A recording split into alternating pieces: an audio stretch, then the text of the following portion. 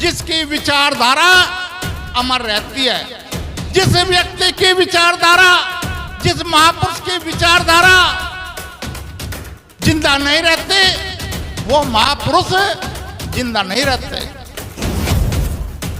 और इसी कारण पूरे देश में, इस दुनिया में बाबा साहब की विचारों को जिंदा रखने के लिए जयंती मनाई जाती है। साथियों, बाबा साहब के 134वें जन्म उत्सव समारोह, 134वें जयंती समारोह में बधाई देने से पहले वैज्ञानिक सोच पैदा करने वाले बुद्ध को कोटि कोटि नमन करता हूँ, लॉर्ड मैकाले को नमन करता हूँ, बुद्धवीर मौर्य को नमन करता हूँ, पेरियार जी, Jyotiba Phule ji, John Dewey, लोकनाथा, Gabriel टार्डे आदि महापुरुषों को नमन करता हूँ, वीपी सिंह जी को नमन करता हूँ और एम्पायर जहांगीर को कोटि कोटि नमन करता हूँ। और अंत में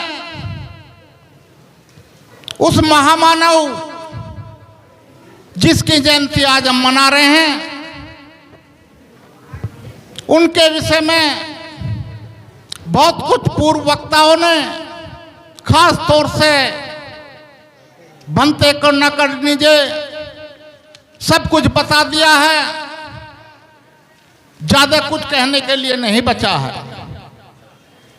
एक दो बातों मैं कहूंगा। पहली बात, साथियों, इस पर्व पर आपको कोटि कोटि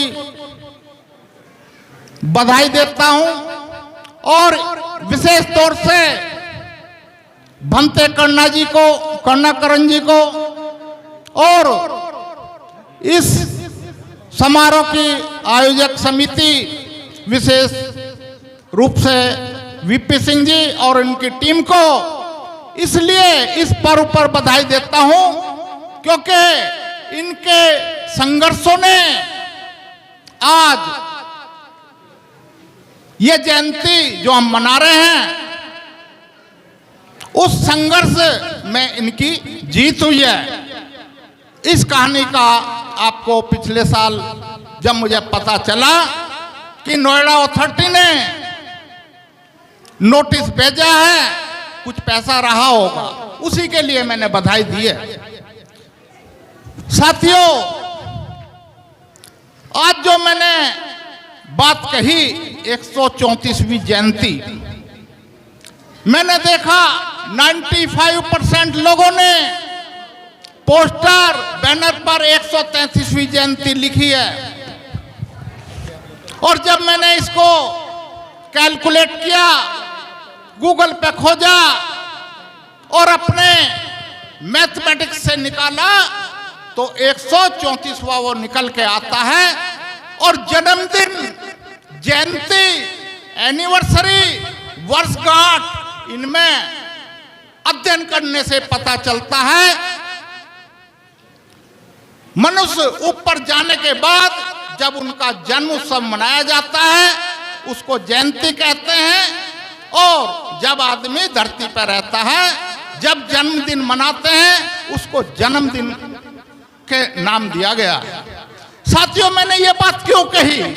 क्योंकि बहुत सारे भाषणों में अलग अलग हम बखान करते हैं कि आप वैज्ञानिक सोच पैदा करनी है, परंतु हम वैज्ञानिक सोच पैदा नहीं किए हैं। साथियों, 1927 में बाबा साहब जब कोलंबिया में पीएचडी कर रहे थे तो लाइब्रेरी की दीवार पर बाबा साहब ने दो लाइनें लिखी देखी, और वो दो लाइनें क्या थी?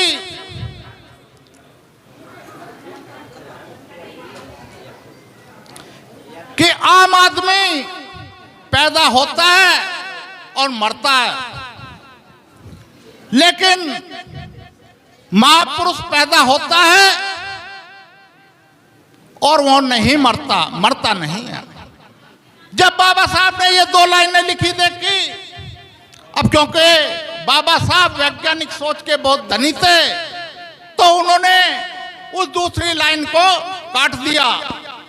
और जब ये यूनिवर्सिटी के अध्यापकों को, बच्चों को पता चला और सूचित किया वहां के कंट्रोलिंग अथॉरिटी को, तो बाबा साहब को नोटिस दिया गया कि आपको कल 12 बजे तक इसका जवाब देना होगा, आपने ये लाइन क्यों काटी।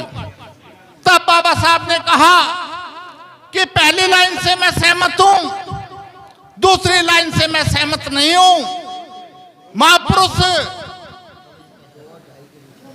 वही जिंदा रहता है, वही अमर रहता है जिसकी विचारधारा अमर रहती है।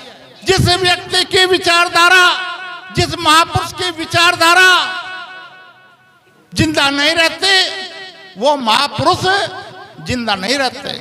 और इसी कारण पूरे देश में, इस दुनिया में बाबा साहब की विचारों को जिंदा रखने के लिए जयंती मनाई जाती है। साथियों, बाबा साहब के शिक्षा के बारे में और उन्होंने क्या काम किए, जो पूर्व वक्ताओं ने बताया, भली बातें सिद्ध करता है। जो बाबा साहब के नाम का स्पेक्ट्रम था, बाबा नाम का स्पेक्ट्रम, बाबा साहब के शादियों का स्पेक्ट्रम, बाबा साहब के कार्यों का स्पेक्ट्रम, अगर उन स्पेक्ट्रम का अध्ययन किया जाए, विश्लेषण किया जाए एक कोने से दूसरे कोने तक, तो बाबा साहब एक समाज के नहीं थे, बाबा साहब सभी समाज के थे।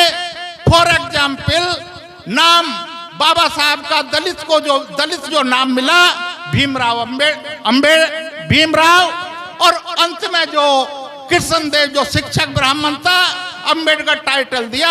तो स्पेक्ट्रम के दोनों के बीच में सभी वर्ग आ जाते हैं। इसी प्रकार जब कार्यों की हम बात करते हैं, क्या महिला वर्ग के लिए किया हो, ज्यादातर काम उन्होंने सरकारी नौकरों के लिए किया, पेंशन का, कमीशन का, पे कमीशन का, प्रोविडेंट फंड का, मैटरनिटी लीव का, क्या बांध की बात हो, क्या दूसरी बात हो।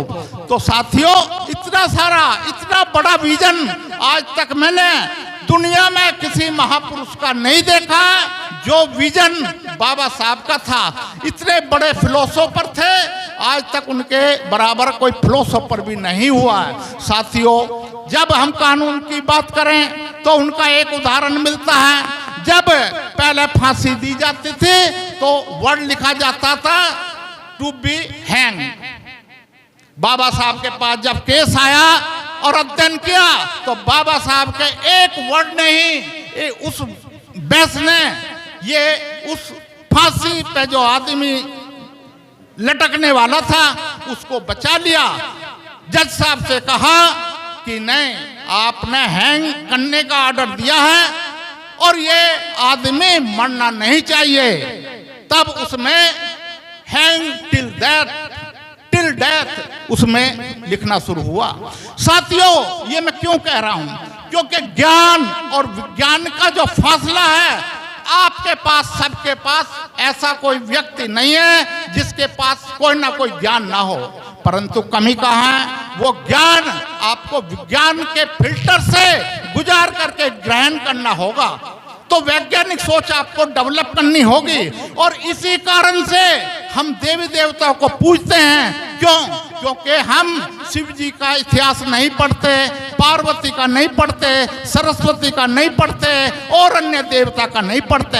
अगर उनको पढ़ लेंगे तो आप की तरह, आम इंसान की तरह वो पैदा हुए हैं, आप आम इंसान की तरह वो मरे हैं, आपकी तरह परिवार बसाया है, तो वो कैसे भगवान का रूप ले सकते हैं? अब भगवान तो एक ही है। भगवान है क्या? God, GOD, God, global operating device, ये शॉर्ट फॉर्म है, और वो एक ही है जो इस दुनिया को संचालित कर रहा है। अब मैं, समय ज्यादा नहीं है, 1 मिनट में बात खत्म करता हूं। कुछ साथी 2 साल पहले जो ब्राह्मण वर्ग थे मेरे से चर्चा कर रहे थे कि आप बुद्धिज्म की डेफिनेशन बता सकते हैं। मैंने बहुत जगह खोज की, बहुत सारे भंतों से पूछा, तो जब मुझे नहीं पता मैं पढ़ता गया और मुझे एक जगह वो परिभाषा मिली। What is Buddhism?